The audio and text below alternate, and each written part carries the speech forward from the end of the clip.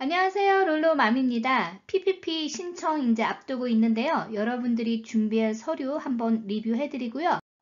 알아두면 좋은 정보도 또 포함되어 있고요. SB에서 나온 가이드라인을 간단하게만 제가 한번 리뷰를 해드릴게요. 포털이 1월 11일 월요일부터 열리는데요. 여기에 조건이 하나 있어요. 1차 PPP를 신청하지 않으신 분들이 1차를 신청하실 수 있는 포털이 먼저 열려요. 2차 PPP는 1월 13일 수요일부터 포털이 열린다 그래요. 그런데 이 내용은요, 뒤에서 제가 조금 보충 설명을 해드릴게요. 3월 31일까지 신청하실 수 있고요. 기존에 PPP 받으신 분들도 자격이 되시는 거죠, 2차에. 간단한 절차로 탕감을 진행할 거예요.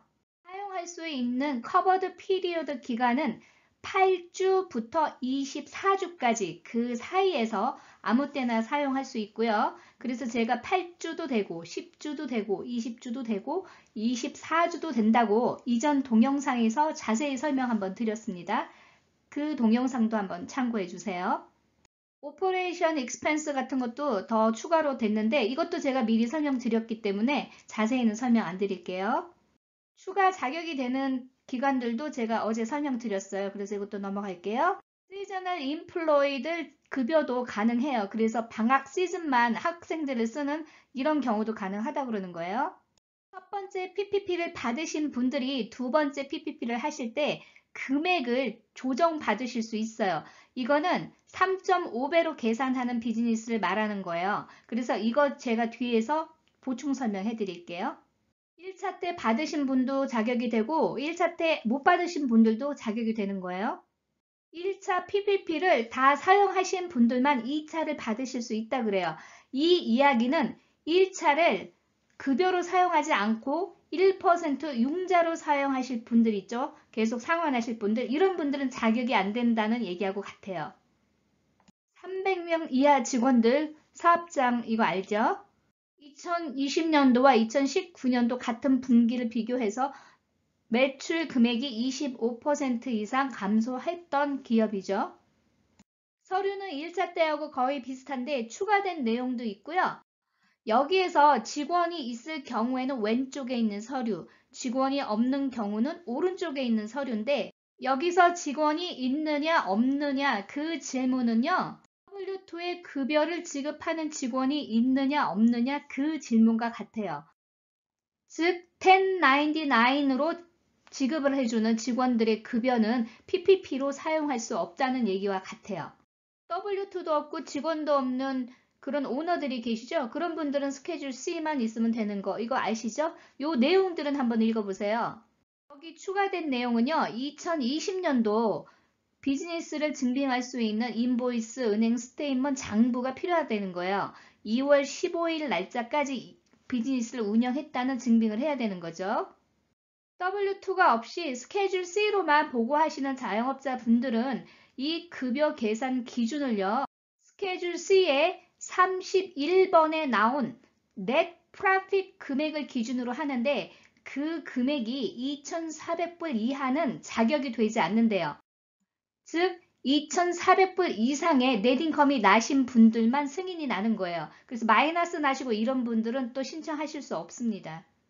스케줄 C가 이런 양식인 건 아시죠? 그래서 스케줄 C가 없는 분들은 스케줄 F로 되신 분들도 있어요. 그래서 스케줄 C나 F. 그리고 Profit or Loss인데 이게 한국말로 하면은 손익계산서예요. 그래서 그 다큐멘트를 쭉 넘기다 보면은요. 이렇게 31번이 나오는데 net profit이라고 그랬어요. 이게 net income이란 뜻이거든요. 거기에 31번 오른쪽에 나온 이 숫자를 가지고 산정을 하는 거예요. 자, 그러면 이 계산법은 net profit에서 12달로 나눠요. 그러면 한 달 급여가 나오죠. 거기에서 2.5배 혹은 3.5배를 곱해주면은 그것이 여러분들이 PPP 받는 금액이에요. 이 예제의 넷인컴을 가지고 한번 계산해 볼게요.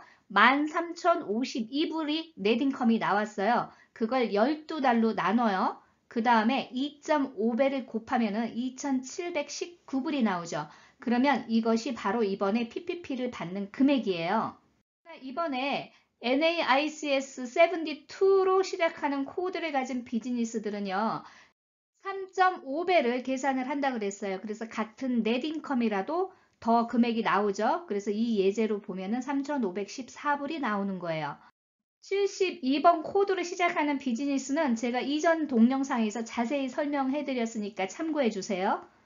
3.5배를 받는 분들은 1차 때 그 금액을 못 받았기 때문에 소급해서 받을 수 있다고 그랬거든요. 그래서 이거를 시뮬레이션을 제가 해드릴게요. 어떠한 방법으로 어플라이를 하는지는 아직 구체적으로 나오지 않았으니까 제가 예상 금액만 시뮬레이션을 한번 해볼게요. 2차에 3,514불을 받죠. 3.5배니까. 그런데 1차에 2,719불을 받았죠.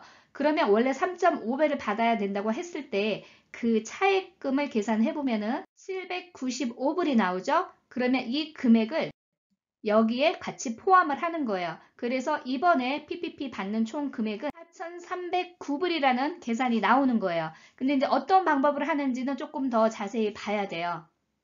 1차 PPP 신청하지 않으신 분들이 1차 PPP 신청의 포털이 1월 11일부터 열린다 그랬는데 지금 이 내용으로는 소수민족 취약계층들 그리고 제한군인 여성 비즈니스맨들 이런 분들한테 더 이 지원금을 우선적으로 지원을 하려고 그러는 것 같아요.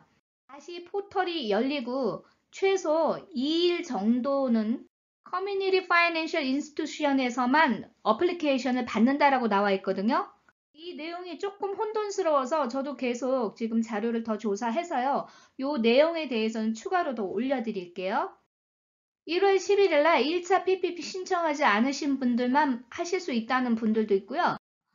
그게 아니고 소외계층도 포함해서 10인 이하의 스몰 비즈니스, 저소득층 사는 지역에 있는 비즈니스, 그리고 여성 비즈니스, 제한군인, 소수민족 이런 층들 먼저 신청을 할 수 있게끔 한다라고 또 얘기하는 것도 있어요. 그래서 이게 약간 제가 볼 때는 명확하지가 않은 것 같아요. 한국 분들도 미국 시민권을 가졌어도 아시안이잖아요. 그래서 소수민족으로 들어가거든요.